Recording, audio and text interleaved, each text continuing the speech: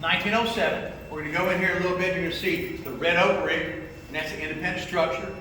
And think top 3 stories, 3 to 5 years. Middle floors, 6 to 9. Bottom floors, 9 plus. All right, 10 and over. So this is Nashville 1, corn, rye, malted barley. This is what is going to be on the top floors, and we're not going to keep very long because remember, wild temperature swings on the higher up. So this would be up top, benchmark and old charter. In the middle floors of the warehouse, Buffalo Trace, E.H. Taylor, Stagg Jr. The bottom floors, you're going to see these barrels, it'll be Eagle Rare and Stagg.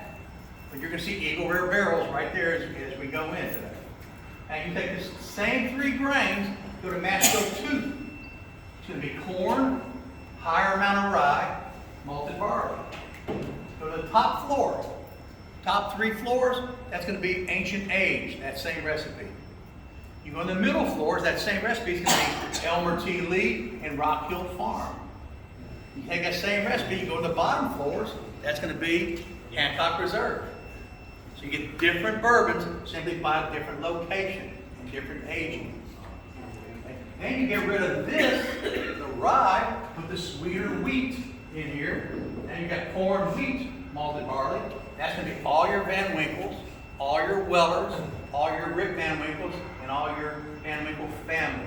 That whole family of 5, they're all going to be down here in the bottom floors. Okay. That's the sweeter, gentler, easier drinking bourbon. Not that loamy, spicy flavor. Now today we're going to drink whiskey. It is rye. So it's going to be rye, corn, malted barley. That's going to be Sazerac whiskey, the rye whiskey. Okay. We're going to have that today. So that's the miracle of location and warehousing and aging using just these same 3 recipes. Okay. Now remember we were over there in the brandy shed. We fill those barrels up, and they're thirsty. They've been charred, they're dry, and they fill up and they suck in 8 to 10% right off the bat, first month. That sucks right into the wood. Okay? And every year we lose 3 to 5% of the barrel.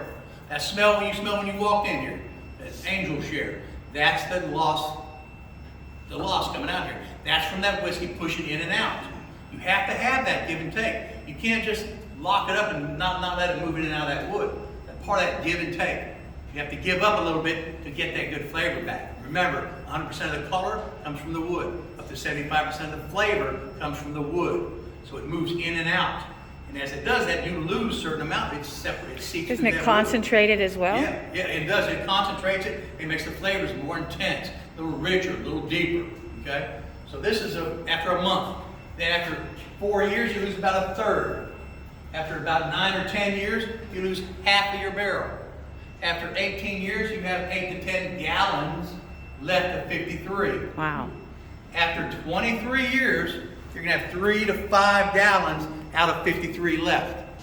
So when you talk about a 23-year-old Pappy Van Winkle, that's why you don't have many of them. You have to think 23 years ago, you set these barrels aside. You know, you think a 12-year-old, a Weller 12, oh, well, Weller 12, how come we can't grab that? Well, because it's 12 years ago, we had to think there's going to be this many people wanting that. So you really try to play ahead.